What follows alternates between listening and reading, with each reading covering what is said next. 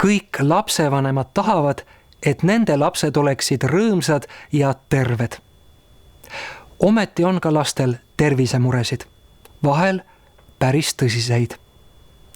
Siis tuleb hoolega arsti juures käia.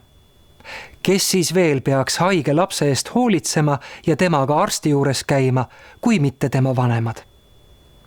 Haige lapsega arsti juures käimise tõttu ei tohi töötajat töö juures halvasti kohelda. Puudega lapse vanemat ei tohi töölt vallandada sellepärast, et ta peab oma lapse eest hoolitsema. Kõik tööandjad peavad selle teadmiseks võtma. Vaatame, kuidas Laura oma tööandjaga kokkuleppele sai. Laura on õnnelik üksikema. Tal on tore 10-aastane poeg Martin.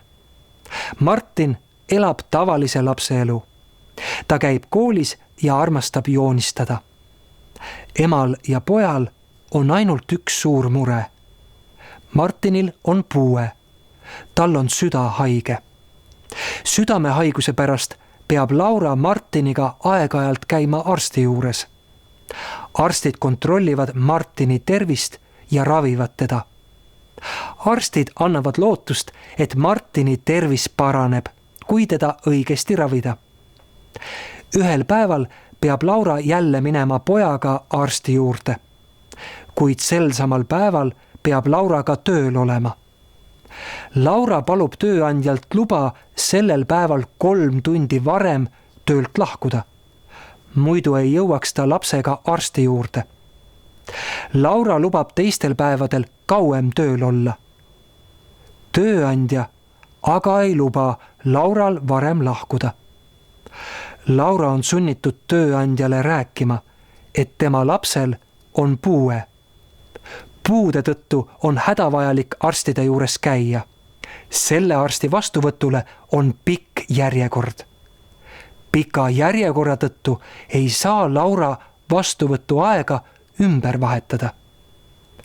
Tööandja ei taha ikka Laurat kuulata. Ta on väga kuri. Tööandja ähvardab, et laseb Laura üldse töölt lahti, kui Laura tööl käia ei saa. Õnneks Laura teab, et kedagi ei tohi puude tõttu halvasti kohelda. Samuti ei tohi halvasti kohelda kedagi, kes peab hoolitsema puudega inimese eest. Puudega lapse vanemat ei tohi töölt vallandada sellepärast, et ta peab oma lapse eest hoolitsema.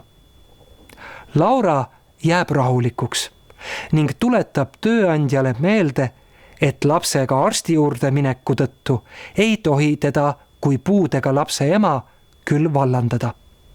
See on seadusega keelatud. Tööandja mõistab, et Laural on õigus. Ta lubab Laural tol päeval varem töölt lahkuda. Pärast mõtleb tööandja, et Laura on tegelikult tubli ja alati abivalmis töötaja. Rumal oleks temast ilma jääda. Sobivate töötingimuste loomine teeb kõigi südametele head.